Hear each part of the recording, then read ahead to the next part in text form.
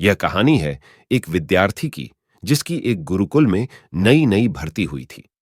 भर्ती होने के बाद विद्यार्थी ने देखा कि उस गुरुकुल का एक नियम है जिसे सभी लोग बहुत कड़ाई से अनुसरण करते हैं।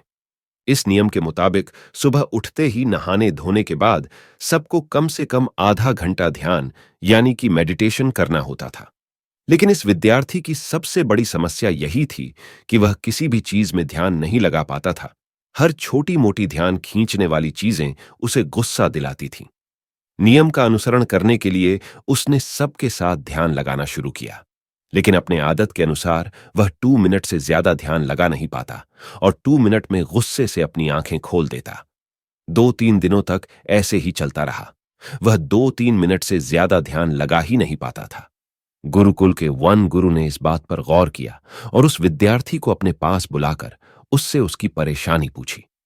विद्यार्थी ने गुरु से कहा कि जब भी मैं ध्यान लगाता हूं तो मुझे आस पास के लोगों के फुसफुसाने की आवाज आती है, जिससे मैं ध्यान नहीं लगा पाता और मुझे उन पर गुस्सा आ जाता है। अगर आप सभी को चेतावनी दे दे कि ध्यान के वक्त कोई भी थोड़ी सी भी आवाज ना करे तो शायद मैं ध्यान अच्छे से लगा पाऊंगा। गुरुजी ने विद्यार्थी को समझाया कि तुम कहीं पर भी चले जाओ, लेकिन तुम्हें हर जगह ऐसी आवाजें परेशान करती रहेगी। तुम दुनिया को नहीं बदल सकते। तुम्हें अपने आप को बदलना होगा। तुम्हें अपने गुस्से को काबू करना होगा। फिर भी अगर तुम आजमा ना चाहो तो तुम कल से उस पास वाली नदी के किनारे जाकर ध्यान लगाया करो, जहां तुम्हें इंसानों की आवाज नहीं आएगी। नदी किनारे जाकर ध्यान लगाने का सुझाव विद्यार्थी को पसंद आया और उसने अगले दिन सुबह नदी किनारे जाकर ध्यान लगाना शुरू किया। 4-5 मिनट ही हुए थे कि विद्यार्थी को एक घोड़े की आवाज सुनाई दी, जिससे उसका ध्यान टूट गया और उसे फिर से गुस्सा आने लगा। नदी के किनारे एक आदमी अपने घोड़े पर सवार होकर घोड़ा चलाना सीखने आया हुआ था। अगले 2-3 दिनों तक ऐसे ही चलता रहा और वहां पर भी वह ध्यान लगाने में सफल नहीं हुआ। फिर उसने सोचा, क्यों ना मैं नदी के बीचों बीच जाकर ध्यान लगाऊं। वहां पर तो उसे किसी की भी आवाज सुनाई नहीं देगी। अगले दिन से विद्यार्थी एक नाव में बैठा नदी के बीचों बीच गया और वहां पर ध्यान लगाना शुरू किया।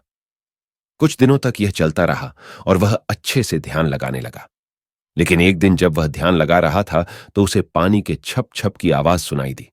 उसे डिस्टर्ब होकर जब उसने आंखें खोली तो देखा कि एक नाव उसकी नाव की तरफ आ रही है।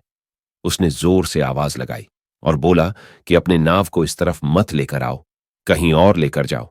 लेकिन उस गांव में सुनने वाला कोई भी नहीं था और वह नाव धीरे धीरे उसकी तरफ आकार सीधे उसकी नाव से टकरा गई। उसे बहुत गुस्सा आया, लेकिन वह गुस्सा निकाले भी तो किस पर? नाव में कोई भी नहीं था। दोनों नाव को लेकर वो किनारे पर पहुंचा। जैसे ही वह किनारे तक आया, उसके तरफ एक आदमी दौड़ता हुआ आ रहा था। यह उसी आदमी की नाव थी। वह आदमी पर गुस्सा निकालने लगा और उसे बुरा भला कहने लगा। उस आदमी ने विद्यार्थी से कहा कि मैं तो सिर्फ तुम्हें पूछ रहा था कि क्या तुमने किसी आदमी को इस तरफ आते हुए देखा है? मैं उसकी तलाश कर रहा हूं और तुम तो मुझे भी भला बुरा कहने लगे।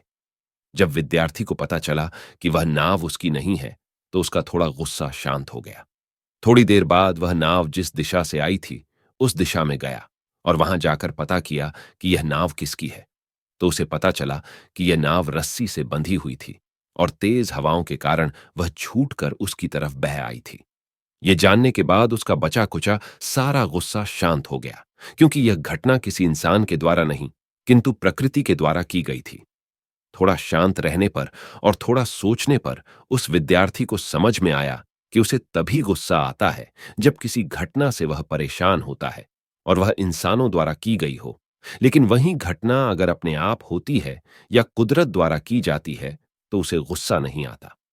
उसे अपने गुस्से पर काबू करने के लिए यह एक रामबाण मिल गया और उसे उस दिन के बाद जब भी गुस्सा आता तो उसने यह सोचना शुरू कर दिया कि यह सब कुदरत द्वारा हो रहा है, ना कि किसी इंसानों द्वारा, और उसका गुस्सा शांत हो जाता और वह अपना काम अच्छे से कर पाता। इस कहानी से हमें यह सिख मिलती है कि हमें प्रकृति के अनुसार अपने आप को हमेशा ढालना पड़ेगा। इसी में सुखी जीवन का वास है।